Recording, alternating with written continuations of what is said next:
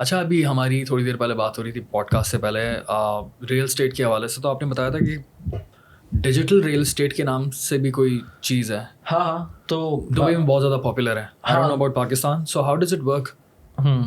तो यार basically real estate में अब ऐसा होता है ना कि अच्छा, रियल एस्टेट में इन्वेस्टमेंट के क्या तरीके हैं, पहले हम उस पर बात कर लेते हैं। रियल एस्टेट में एक नॉर्मल तरीका ये है कि आप घर ले लें जाकर या अपार्टमेंट ले लें जाकर। आप भले वो बैंक से लें, भले आप कैश पे ले लें, जैसे भी ले सकते हैं आप वो अपार्टमेंट या घर ले सकते हैं। दूसरा तरीका ये है, मैं उस वाले पॉइंट पे बाद में आता हूँ। दूसरा तरीका ये है कि आप रीट्स ले सकते हैं, REIT। रीट जो है ना, रियल एस्टेट इन्वेस्टमेंट ट्रस्ट होता है। ये आप स्टॉक मार्केट पे लिस्टेड कंपनीज होती हैं। पाकिस्तान में भी 1-2 कंपनीज हैं इस तरह की जो स्टॉक मार्केट पे लिस्टेड हैं। डॉल्मेन सिटी मॉल जो है क्लिफ्टन वाला, ये रियल एस्टेट इन्वेस्टमेंट ट्रस्ट है और इसके अंदर आप इन्वेस्ट कर सकते हैं खुद जाकर। बाय द वे, ओके, आज आप चाहें ना स्टॉक मार्केट में अकाउंट खोलें, आप इस बिल्डिंग के अंदर इन्वेस्ट करना चाहते हैं, आप जाकर उसका उसमें 500 रुपये से लेकर 5 लाख रुपए, जो भी पैसे, जितने भी शेयर्स लेना चाहते हैं उसके ले सकते हैं। ये रीट्स होती हैं जो कि स्टॉक मार्केट पर लिस्टेड होती हैं और इसमें आपको मंथली तो नहीं, इसके क्वार्टरली डिविडेंड्स मिल रहे होते हैं। डिविडेंड्स का मतलब ये कि रेंटल इनकम एक तरह से मिल रही होती है। ये स्टॉक मार्केट पर लिस्टेड होती है। एक तीसरी चीज़ जिसके बारे में अभी आप बात कर रहे थे, डिजिटल रियल एस्टेट, वो होती है बेसिकली फ्रैक्शनल रियल एस्टेट। यानी कि अगर एक अपार्टमेंट है या एक विला है, एक यूनिट है जिसकी अगर मैं यूएई के टर्म्स में बात करूं तो फर्स्ट करो उसकी वैल्यू 1 मिलियन दिरहम है। अब मेरे पास 1 मिलियन दिरहम नहीं है, या अगर मैं लेना चाहता हूं उसको, तो उसके अंदर मुझको पैसे देने पड़ेंगे, उसके थ्रू बैंक मुझे ख़रीदना पड़ेगी वो। मैं नहीं चाहता कि वो हो। अब मेरे पास 1 लाख दिरहम पड़े में, मैं 1 लाख दिरहम चाहता हूँ कि मैं उस रियल एस्टेट के अंदर इन्वेस्ट कर दूँ, लेकिन क्योंकि वो 1 मिलियन की है तो मैं ख़रीद नहीं सकता उसको डायरेक्टली।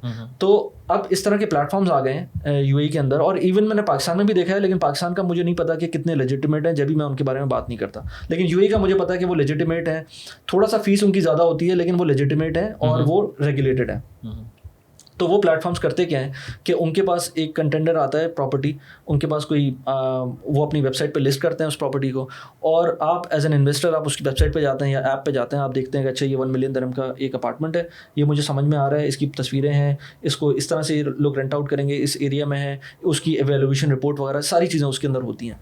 वो आप देखने के बाद उसको उसके अंदर अपना पार्ट प्ले करते हैं। आप मिनिमम पैसे भी दे सकते हैं 500 दिरहम्स, या उसके अंदर जितने आप फर्ज करें आपको पास 1 लाख दिरहम है आप वो डाल दें। उसका कुछ होता है कि आप 25% से ऊपर इन्वेस्ट नहीं कर सकते, क्योंकि वो फिर गवर्नमेंट रेगुलेशंस अगेन आ जाती हैं, और मेजॉरिटी शेयर होल्डर आप बन जाएंगे अगर 25% से ज़्यादा करेंगे। तो वो रखते हैं 24.9% से ज़्यादा। तो अगर आपने 1 मिलियन दिरहम की प्रॉपर्टी लेनी है तो आप 2.5 लाख दिरहम से ऊपर इन्वेस्ट नहीं कर सकते उसके अंदर। तो फर्ज करें आपके पास 1 लाख दिरहम है और आपने वो 1 मिलियन दिरहम की प्रॉपर्टी में इन्वेस्ट कर दिए। अब जब तक वो बाकी इन्वेस्टर्स आकर उस प्रॉपर्टी को ख़रीद ना लेंगे, पूरा मेरे ख्याल से 60 डेज़ का टाइम होता है, उसके अंदर अगर उसकी पेमेंट पूरी हो जाती है तो वो फिर नेक्स्ट स्टेप पे जाता है। अदरवाइज सबके पैसे वापस हो जाते हैं। अच्छा। लेकिन नॉर्मली सब वो हो ही जाता है, नॉर्मली वो बिक जाती है प्रॉपर्टी। अच्छा, उसके बाद फिर वो ट्रांसफ़र होती है वो एक SPV क्रिएट होता है, स्पेशल पर्पस व्हीकल। वो क्रिएट होकर जो आपका, क्योंकि दुबई के अंदर दुबई लैंड डिपार्टमेंट जो है उसके अंदर जो आपकी टाइटल डीड होती है उसके अंदर 1 या 2 या 3, मेरे ख्याल से 3 मैक्सिमम होते हैं लोगों के नाम हो सकते हैं। जबकि जब आपने प्रॉपर्टी में आप इन्वेस्ट करेंगे इस तरह की, तो उसके अंदर 100 लोग भी हो सकते हैं, 200 लोग भी हो सकते हैं, 300 लोग भी हो सकते हैं एक ही प्रॉपर्टी के अंदर, क्योंकि किसी ने 500 दिरहम इन्वेस्ट किए होंगे, किसी ने 5000 किए होंगे, किसी ने 5 लाख। 500 दिरहम तक भी हो सकता है। मिनिमम 500 दिरहम से स्टार्ट होता है। मैं सबको बोलता हूँ 500 दिरहम करने का फ़ायदा नहीं है, क्योंकि इतना कम उसमें प्रॉफिट आएगा कि उसका कोई फ़ायदा होता नहीं है। तो मैक्सिमम जितना कर सकें उसको उतना कर लें। तो उस केस के अंदर वो प्रॉपर्टी SPV क्रिएट हो जाता है। गवर्नमेंट के रिकॉर्ड्स में आ जाता है कि इस SPV के अगेंस्ट ये दुबई लैंड डिपार्टमेंट का ये टाइटल डीड है, और इसके अंदर ये रिकॉर्ड के अंदर ये लोग हैं जिन्होंने इसके अंदर पार्टिसिपेट किया था और इनकी ओनरशिप के अंदर है। इसी वजह से आप इस व्हीकल को स्टॉक की तरह नहीं ले सकते। यानी कि आज आप चाहें कि आपने ख़रीद लिया, कल आप चाहें कि इसके शेयर्स बेच दें, तो वो नहीं कर सकते, क्योंकि गवर्नमेंट रेगुलेटेड है। अगर आप ये करना शुरू कर देंगे तो वो जो रिकॉर्ड है गवर्नमेंट के पास वो बार बार अपडेट होगा। ये 6 महीने में अपडेट होता है, तो वो 6 महीने के अंदर आपके पास एग्जिट विंडो आती है। उस टाइम पर अगर आप चाहते हैं तो आप उसको बेच सकते हैं।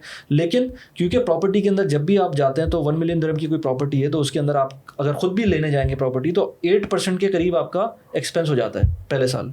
तो मतलब आप समझ लें कि आपके एजेंट की फ़ीस, DLD की फ़ीस, ये सारी चीज़ें मिलाकर तकरीबन 7 to 8% आपका खर्चा हो जाता है। तो अगर आप इस तरह की कोई प्रॉपर्टी लेंगे, उसमें 1 लाख दिरहम डाल रहे हैं, तो 7% के या 8% या 9% के करीब आपका खर्चा आएगा, क्योंकि जो भी प्लेटफॉर्म्स हैं उनकी अपनी फ़ीस भी होती है, क्योंकि वो आपके लिए फैसिलिटेट करें तो उनकी अपनी फ़ीस भी होती है।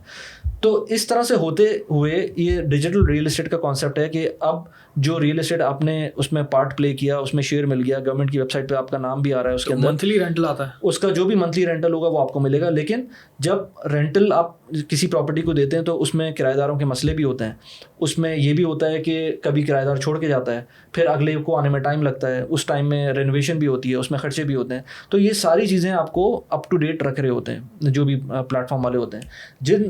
जिस प्लेटफॉर्म के साथ मैं काम कर रहा हूँ उनकी ऑलमोस्ट 200+ प्रॉपर्टीज़ हैं। तो यू कैन इमेजिन कि उनका क्वांटम क्या होगा या किस लेवल पे वो लोग काम कर रहे होंगे। तो 200 प्रॉपर्टीज़ को वो डील कर रहे होते हैं। आपकी उनमें से 3 प्रॉपर्टीज़ जितनी भी होती हैं उसकी अपडेट कर रहे होते हैं वो रेगुलरली कि इस महीने ये मसला हो गया है। तो जो आप नॉर्मल किराएदार अगर रखते हैं, टेनेंट रखते हैं, उसके साथ प्रॉब्लम होती है, उनके साथ भी उसी तरह की प्रॉब्लम हो सकती है। तो अगेन ये चीज़ विद कैविएट्स होती है, इसके अंदर प्रॉब्लम्स हो सकती हैं, लेकिन वो किसी भी इन्वेस्टमेंट में हो सकती हैं। फ़ायदा इसमें ये होता है कि आपको रेंटल मिलता है, मंथली रेंटल मिलता है, जो भी रेंटल मिलेगा उस प्रॉपर्टी का, उसमें आपको पार्ट मिलेगा, जो भी आपने पार्ट इन्वेस्ट किया होगा उसका पार्ट मिल जाएगा। प्लस ये कि जो भी प्रॉपर्टी अप्रिसिएशन होती है फ्यूचर में जाकर, जब वो प्रॉपर्टी बिकती है उस टाइम पर आपको उसका प्रॉफिट भी मिल जाएगा। तो ये एक डिजिटल रियल एस्टेट या वो पाकिस्तान में भी है, लेकिन पाकिस्तान में जैसे मैंने कहा कि यहाँ पर तो दुबई लैंड डिपार्टमेंट और DIFC का पब्लिक रजिस्टर, ये 2 मेजर एंटिटीज़ इन्वॉल्व हैं। लेकिन पाकिस्तान में किस तरह से है ये मुझे नहीं पता, क्योंकि SECP वगैरह को इन्वॉल्व होना पड़ेगा इस तरह की कोई भी टूल आता है, तो प्लेटफॉर्म आता है। तो आई एम नॉट श्योर कि पाकिस्तान में किस तरह से चल रहा है, लेकिन है पाकिस्तान में इस तरह की। तो ये भी आपकी वन ऑफ द इनकम इस, हाँ, क्योंकि इसमें अगर मैं बात करता हूँ और यूट्यूब पर आपने प्रमोट किया होगा, प्रमोट मैं एफिलिएट मार्केटिंग के थ्रू, एफिलिएट मार्केटिंग जब भी मैं बात करता हूँ इसकी, और अगर कोई इसमें लेट्स से कोई भी खोलता है अकाउंट इस प्लेटफॉर्म के थ्रू, तो ऑफ कोर्स मुझको भी उसका थोड़ा सा कट मिलता है, क्योंकि वो कहते हैं कि आपने हमें इंट्रोड्यूस करवाया without any additional expense to the buyer, क्योंकि वो जो इन्वेस्टर है उसके ऊपर कोई एडिशनल एक्सपेंस नहीं पड़ा उसको। इन एनी केस वो उसी प्रोसेस, अगर वो मेरा लिंक नहीं भी यूज़ करता ना, तब भी उसको वही एक्सपेंस पड़ता, बल्कि उसको अपने रेफरल बोनस नहीं मिलते। तो अगर वो मेरे थ्रू जाएगा तो उसको भी रेफरल बोनस मिलेगा और मुझे भी मिलेगा। तो ये जो पूरा ये बेसिकली स्टार्टअप्स हैं, तो इनके पास इस वक्त फंडिंग है तो ये कर रहे हैं। इवेंचुअली आगे जाकर ये मुझे पता है कि ये इस तरह का मॉडल नहीं रहेगा, क्योंकि उसके अंदर जैसे जैसे ये टाइम गुजरता है, जैसे जैसे ये मैच्योर हो रही होती हैं, वैसे वैसे इनको फिर जब ये मशहूर हो जाएंगी तो इनको ज़रूरत ही नहीं पड़ेगी कि मुझ जैसा बंदा कोई इनको प्रमोट करे। तो जब वो टाइम आएगा तो फिर एफिलिएट कमीशन भी कम हो जाएंगे, तो उस टाइम पे कुछ और आ जाएगा। लेकिन ये तो बड़ा इंटरेस्टिंग काम है। दुबई है तो ट्रांसपेरेंसी है, आई थिंक। हाँ, ट्रांसपेरेंसी इस तरह के मॉडल में पाकिस्तान में होना बड़ा मुश्किल काम है।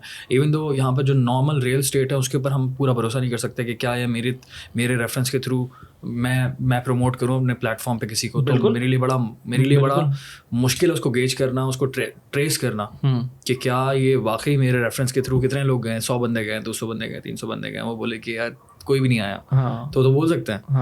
Exactly. ये एक बहुत बड़ा मसला है। ये तो एक मसला है। दूसरा मसला ये भी है कि यार ये रियल एस्टेट वाला बंदा कहीं ये ना हो कि भाग जाए, ये तो एक अलग ही मसला है ना।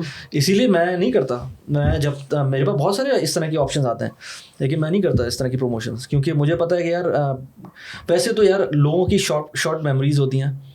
इतने लोगों ने अजीब अजीब क्रिप्टो के ऊपर वीडियोस बनाई हुई हैं, इतने लोगों ने अजीब अजीब प्लेटफॉर्म्स के ऊपर बात की हुई है, पाकिस्तान के अंदर भी और बाहर भी बड़े बड़े क्रिएटर्स ने बात की हुई है, लेकिन 1 महीने बाद सब नॉर्मल हो जाता है। लेकिन फिर भी मैं नहीं चाहता कि मैं कुछ ऐसा करूं जिसके अंदर जो है वो पैसे कुछ भी मिल रहा हो, मैं नहीं करता।